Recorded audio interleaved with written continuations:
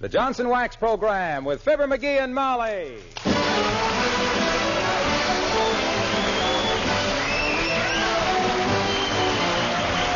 The makers of Johnson's Wax products for home and industry present Fibber McGee and Molly with Bill Thompson, Gail Gordon, Arthur Q. Bryan, and me, Harlow Wilcox. The script is by Don Quinn and Phil Leslie. Music and directed by Frank Pittman, with music by the King's Men and Billy Mills Orchestra.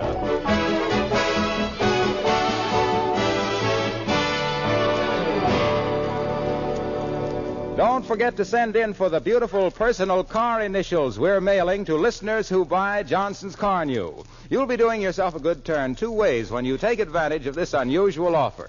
You'll not only discover what a wonderful, easy-to-use car polish Johnson's Car New is, it actually cleans and polishes your car in one application. You'll also receive 2 sets of your own personal decal initials to set off your newly polished car. Believe me, these car initials are really smart. They're tastefully designed and easy to apply. Each letter is half an inch high and finished in a beautiful gold color that goes perfectly with any color car. And here's the only way you can get these specially designed car initials. It's easy. Just get some Johnson's Car New from your dealer. Then send the sales slip or the name of the dealer from whom you bought your car new, together with a stamped, self-addressed envelope, to Fibber McGee and Molly, Racine, Wisconsin. If you live in Canada, address your request for initials to Fibber McGee and Molly, Brantford, Ontario. Here are the simple instructions again. Just buy some Johnson's Car New. Then send the sales slip, together with a stamped, self-addressed envelope, to Fibber McGee and Molly, Racine, Wisconsin.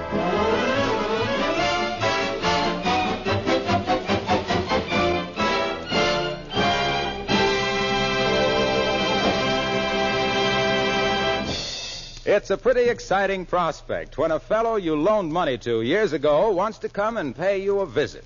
Particularly when the fellow you loaned the money to is now a millionaire, and you are still Fibber McGee and Molly.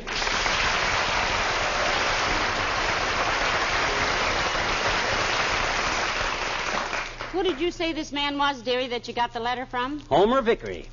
Ever hear of the Vickery Vacuum Cleaner Corporation? Yes. Any relation? Any relation? Are you kidding? Homer owns it. Plug, nozzle, and bag. Yeah. He's got more dough than Senator Taft has got ambitions. What does he want to see you about? Oh, didn't I tell you? No. Well, years ago, I and Homer used to sell vacuum cleaners together, door to door together. Oh. And one day I loaned Homer some money. He made a down payment on a correspondence course and studied night and day, and now he owns the whole company. Oh. Mm-hmm. How much did you loan him? $3. $3? Yep. Oh, it wasn't so much the $3 as it was my faith in him. Yeah? He figured if the tightest guy in Peoria had that much confidence in him, he had to justify it.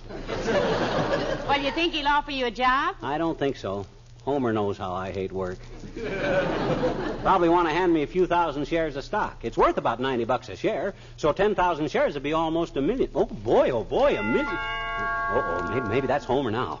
My gosh, $1 million. I hope he brought cash because I couldn't... Now, relax, dearie. Let's not count our chickens till we lay a few more eggs. Just a few Come more. in.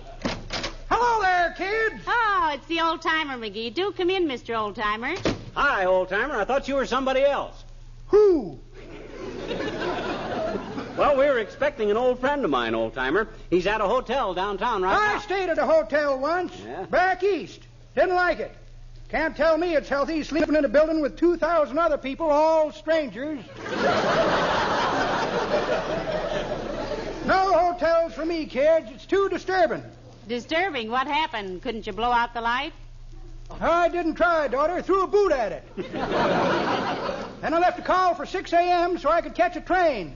Well, did they call you at 6? A.m. Yep, right on the nose, daughter. Well, sir, I leaps out from under the bed. Out from under the bed? Why didn't you sleep on the bed? Thing had a fancy cover onto it. I didn't want to muss it up. Oh. Well, sir, I rushes across the room to shave. They had a big picture of George Washington hanging onto the wall. I thought it was a looking glass, took a look at it, and says to myself, "Criminy," I says, "they woke up the wrong man."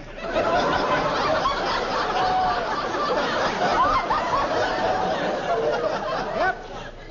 Went back to sleep, and I missed my train.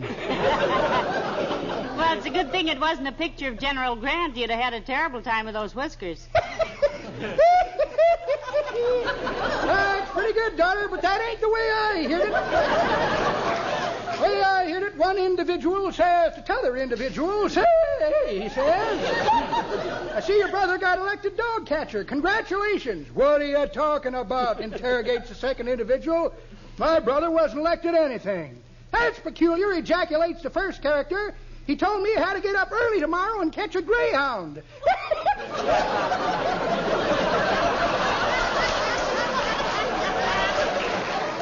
Well, I just stopped in to do you kids a favor. What are you going to do? Leave. See you in October, kids.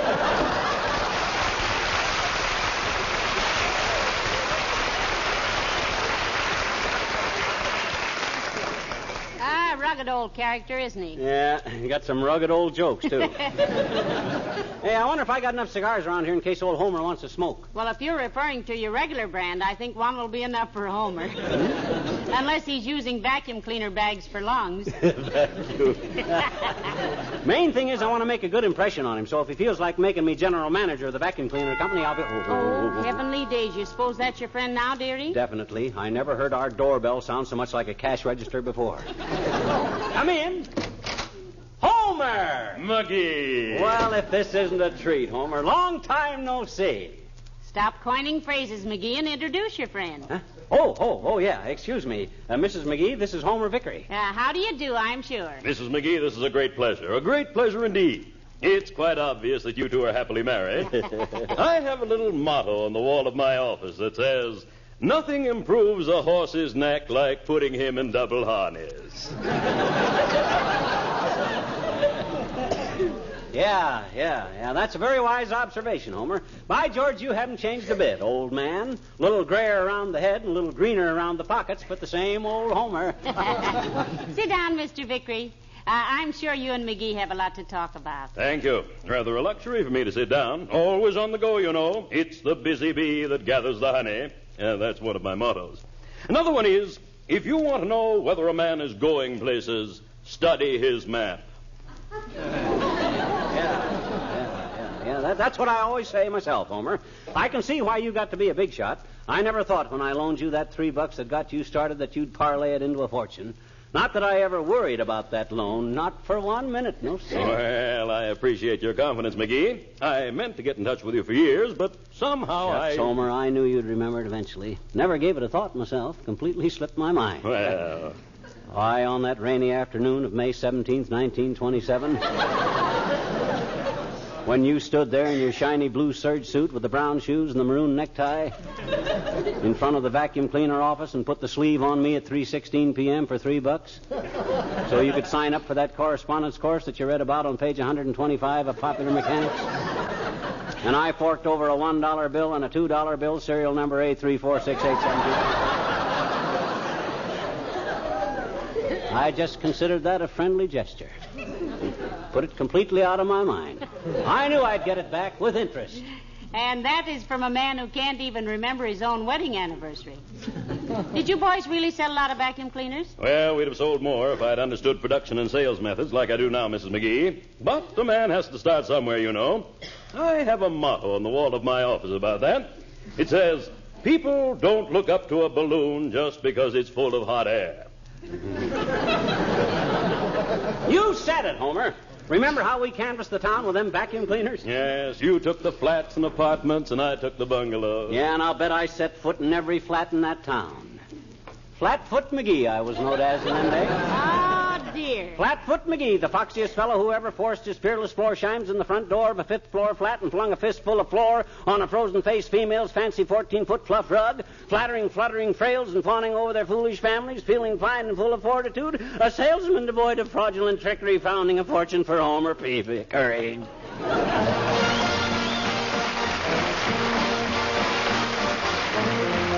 Billy Mills in the orchestra, and across the alley from the Alamo.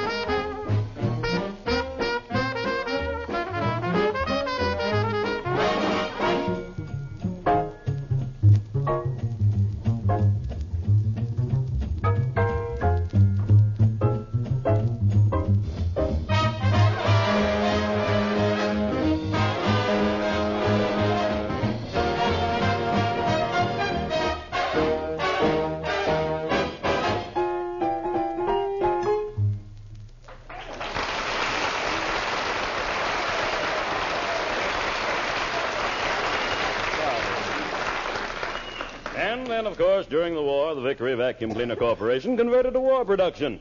Our motto was, on to victory with Vickery. What did you do during the war, McGee? Who, me? I was an air raid warden, Homer. And I saved fats. Yes, I see you did. Show Homer my air raid warden's helmet, Molly. It's on the back porch, dearie. I'm growing geraniums in it. Oh. You know what Dr. Gamble said? He said that helmet was finally holding something sensible. Yeah. What did your plant make during the war, Homer? Machine guns? No, we made corset stays for elderly admirals. Got the Navy for it, too, with a citation. The citation said, without Vickery corset stays, we could not have held the front. Yes, that's when the Navy took a lacing and liked it. Getting back to us, Homer, who'd ever have thought that when we were slugging vacuum cleaners in the old days that we'd be sitting here now, the two of us, rich and happy. You rich and me happy. Yes, and I've often wondered how I could best repay you for that loan, McGee. I finally decided... What timing? Come in. Hi, mister. Oh, it's you, Teeny. Sure, company. Hi. Hello, little girl. Mr. Vickery, this is Teeny. Hi, Mr. Dickory. Vickery, little girl. Oh, I thought it was Dickory like in Hickory Dickory Dock, the mouse ran up the clock. The clock was on a sock and the man that was wearing it was kind of tickled about it. I know another one, too. Mary had a little lamb and then she had some more. The waiter charged her double and that made Mary sore. Old King Cole was Mary Hey. Never mind all that now, sis. I don't like to be rude, but Mrs. McGee and Mr. Vickery and I were talking. Oh, well, that's okay, mister. You go right ahead. I like to hear people talk. Oh, you do, eh? Yes, I says you do, eh? Do what? Like to hear people. Like to hear people what? Talk. Okay. Mary, quite contrary. Mary, quite contrary, how does your garden look? The catalog seeds turned out to be weeds, so I planted the darned old book. Another one. 4 and 20 blackbirds. Excuse me, little girl. Baked in a pie, I find your rhymes quite amusing, but I do have business to discuss with Mr. McGee. Will you excuse us? Oh, sure, Mr. Victory. You go right ahead. 4 and 20 blackbirds baked in... Teeny. Look, sis, take a powder, will you? Scram. Here's 50 cents. Run down to Kramer's drugstore and buy a soda. Okay. Here's 25 cents change. You're spoiling me. So long, everybody.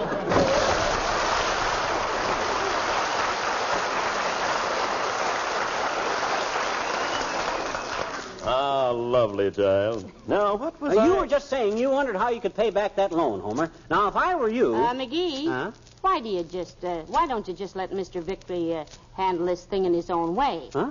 I'm sure he's accustomed to making bigger decisions than that. Absolutely. I never fumble for a decision. Right or wrong, I make one. Shoeshine boy came into my office one day. Light or dark polish, Mr. Vickery, he asked. Dark, I said instantly, never even looking up my work. What if it did ruin a pair of white sports shoes? The fact remains that I was... Hello, folks.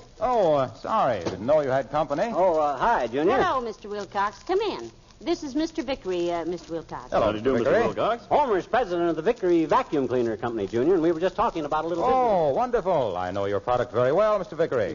You may have heard of my company, too. Everyone has. S.C. Johnson & Son, makers of Johnson's self-polishing Glow Coat. Oh, yes. You're with Glow Coat, are you? You don't have to be here long to find that out.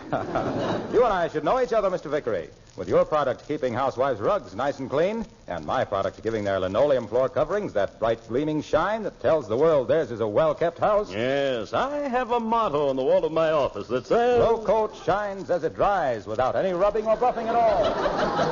Well, I didn't mean That's what makes it so easy for the housewife and so popular. Yeah, but, Junior, don't you see... You simply pour a little out, spread it around with a long-handled plier, Mr. Vickery, let it dry for 20 minutes or less to a handsome, glistening finish. That way you see... Look, Waxy. Yes, pal? Can you take this matter up later? Sure. How much later? About October 7th. I'll make a note of it. See you then.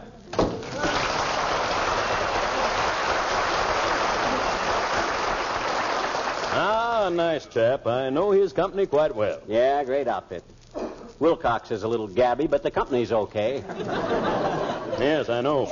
Oh, by the way, McGee, I'm going to have to leave you pretty soon, but before I go, I've got an envelope in my pocket I want to give you. You mean I hope you... Well, I wouldn't want you to feel that you had to do anything big for me now, Homer. Well, I think this envelope will make you very... That. Come in. Oh, it's His Honor the Mayor. Do come in, Mr. Mayor. Yeah, come in, Latrivia. Oh, thank you both.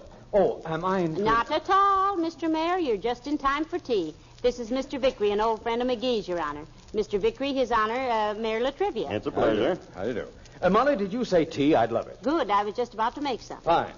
I've just come from a bit of squash at the athletic club, and I've got an appetite. From what at the athletic club, Your Honor? Squash. You know, I find a little squash in the afternoon gives me a great appetite for dinner. Boy, that's as horrible a thought as I ever heard. A little squash in the afternoon. I can't even stand the stuff at dinner. I don't know why. Squash is wonderful for the circulation, McGee. You ought to try it sometime. Either singles or doubles. Oh, doubles. He never had a second helping in his life. Or a first either, if he could help it. I think I'm a little bit confused. How do they fix squash at your athletic club, Mr. Mayor? Is it some special way? No, I think it's the same every place. Most of us have our own special racket for it, of course. You do, eh? I used to have a great little racket when I ate in cafeterias, Latrivia. Used to butter a dill pickle and pass it off as a banana. Saved over 90 cents in 3 months. What's your racket? There seems to be a slight misunderstanding here. I was referring to a squash racket. Yes, we know. McGee had his banana and dill pickle racket, and you had your squash racket. How do you work it? I don't work it. It's a game. Only till they catch you at it, boy. The day they found me buttering a dill pickle was the most embarrassing half hour. Please. Now, wait a minute. What is this, anyhow? I said... Maybe I can help here, Mr. Mayor. There seems to be some mix-up. Yeah. Maybe if you explain how they serve squash at the club, it might help. Serve it? What? Why, it's served exactly like tennis. You throw it up in the air and smash it with a forehand drive. That's for me, boy. Smash it right in the cook's push. If there's any of it left, I'd rub it in his hair. Oh, stop it. You know very well. You know very well I'm talking about goosh as a swing. Huh? Not racket, the food. A food is a racket. When I mention the name of gosh, the game of squish... Oh, now. Mr. Mayor, don't get excited. Here, sit down here. He does this all the time, Mr. Vickery. Yeah, take it easy, Latriv. We're not crowding you. Relax. Now, you were saying? He was saying that squash is not a food, and while I disagree with him... I didn't say anything of such. Huh? I didn't make any such ridiculous dickment. What? Will you give it stateroom? When McGee said he pickled a banana, buttered a squashateria, cast a squisher, I never say to ate a squish, played a squish, squeeze,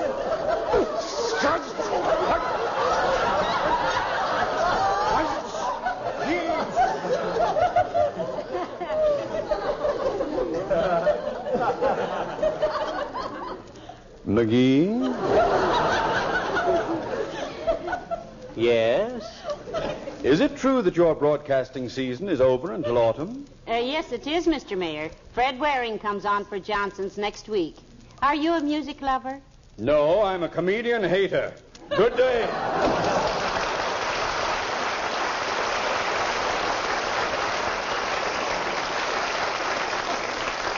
Excitable chap, isn't he? He didn't even stay for tea. Oh, I'm afraid I can't stay either, Mrs. McGee. Thank you anyway. Hey, now, don't rush away, Homer. My gosh, we got a lot of unfinished business. Oh, yes, we have, haven't we? About that loan, you mean? Well, I'm not the man to leave details dangling in the air. I have a little memo on the wall of my office that says, "See Mr. Kriegmeyer Thursday at 4." Know what that means? I haven't the slightest idea. Me either, Homer. Me either. That memo's been there for 3 months, and I can't remember what was all about. Now then, McGee. Yes, Homer. Yes, Homer. Here's an envelope. You'll find your $3 in there, of course, and a little something more. Oh, Homer, my gosh. Oh, you shouldn't have done it. Oh, open this after I leave, McGee. I don't want to be embarrassed by gratitude. All I can say is that you helped me over a rough spot. I hope this will help you. Goodbye, my boy. Goodbye, Homer. Old friend. Kind old friend. Goodbye, Mr. Vickery. Goodbye, Mrs. McGee. So long, Homer. Oh, baby, call the Bonton and see how late you can buy a mink coat. McGee now. Huh? He said not to open the envelope till he left. Well, has he left? A long time ago. Open it up, quick. Well, here's my $3, all right. And here's a... A bond? A check? McGee, please, what is it? It's a wall motto. Says, as you go along through life, no matter what your goal, keep your eye upon the donut and not upon the hole.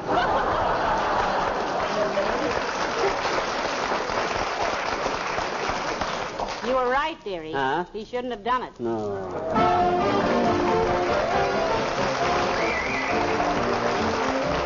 Fibber and Molly will be back in just a moment. Now the King's Men sing By the Watermelon Vine. Lindy, Lindy, Lindy, ain't you coming out tonight? Lindy, Lindy, Lindy, you're as sweet as sugar cane. Lindy, Lindy, Lindy, while the moon is shining bright. Lindy, Lindy, Lindy, let's go walking in the lane. There's nobody looking, only Mr. Moon. Must you keep me waiting till tomorrow noon? There's a lot of happiness that we could soon be a-tasting. Time's a-wasting. Lindy, Lindy, sweet as the sugar cane. Lindy, Lindy, say you'll be mine when the moon am a-shining. Then my heart am a-pining.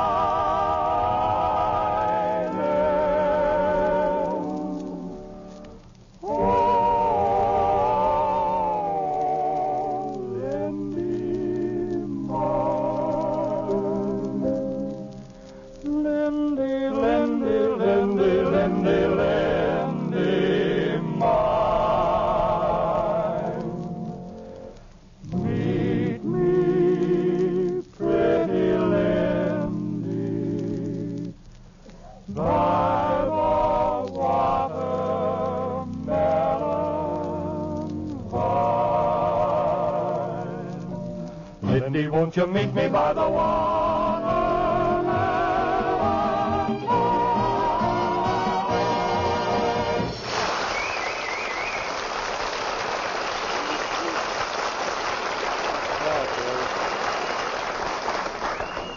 Hey, Molly, did you put out the milk bottles and lock the windows? Yes, dearie. You seem to be pretty cheerful for a man who just lost a fortune a few hours ago. I never really expected old Homer to do much for me. Any guy that would... Oh, dear, who can that be? Come in. Oh, Dr. Gamble. Hello, Doctor. Hello, my dear. Hello, McGee. Hi, Doc. May I use your phone? Sure, boy. Just take a nickel off our next bill. Or I'll drop in your office someday and use the X-ray machine. A waste of time. A waste of time. You're very transparent as you are. Excuse me a minute. Hello, operator. Wistful Vista 8965, please. Trouble some people go to for a free phone call. Hello, Mrs. Clatterhatch. Oh, her again. Dr. Gamble, Mrs. Clatterhatch. What's the latest?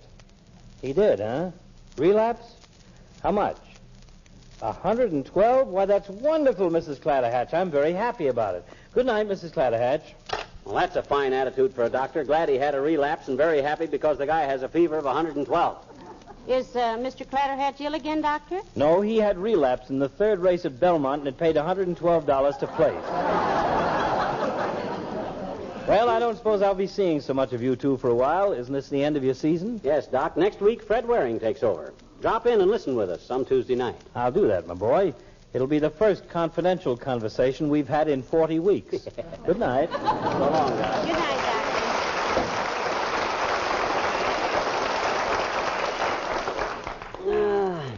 Lock the door, Snooky. I'm going to bed. All right. I'm pretty sleepy myself. Yeah. Let's go upstairs. It's been a strenuous day. You said it. If I'd had to listen to one more of Homer's wall mottos, I'd have scratched a man worthwhile as a man who can smile on the back of his big fat neck. Oh, well, he wasn't. McGee, do you have to sit on the edge of the bed to take off your shoes? There are 3 chairs in the room. If I sit in a chair, I lean back. If I lean back, I go to sleep. I wonder if people know they can hear Fibber McGee and Molly on phonograph records now. You mean those top 10 albums sold every place? I don't know. Think we ought to mention it? Maybe not. Yeah, I guess not. Wonder if Jack Benny and Eddie Cantor and Amos and Andy and Archie and Bergen and Burns and Allen mentioned theirs. Yes, I think most of them did. Well, it's been a nice season, sweetheart. Swell. Wonder if we sold much Johnson's wax this year. Well, people still have floors, furniture, cars, and linoleum. We haven't exactly discouraged them from buying Johnson's wax. I hope not. Oh, I'll admit we've made a few mistakes, of course. Everybody makes mistakes. That just proves we're human, in spite of what anybody says. Sure we are. I may say the wrong thing once in a while. Once in a while? Well, and any time I do, somebody tells me about it. McGee, you've dropped 3 shoes. Tell him thank you for another pleasant year. I did, yesterday.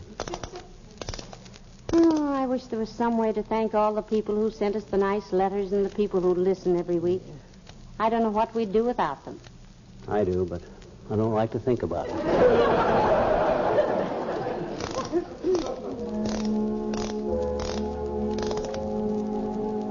What time are you setting the clock for? October 7th. Oh. Good night. Good night, all.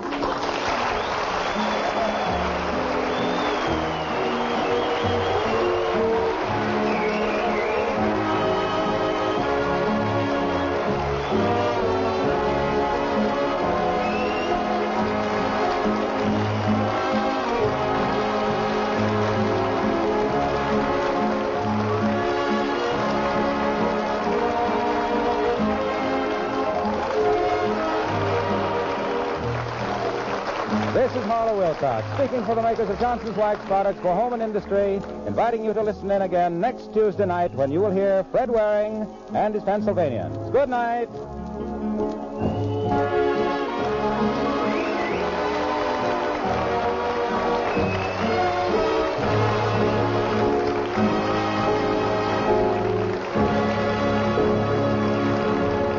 This is NBC, the national broadcasting company.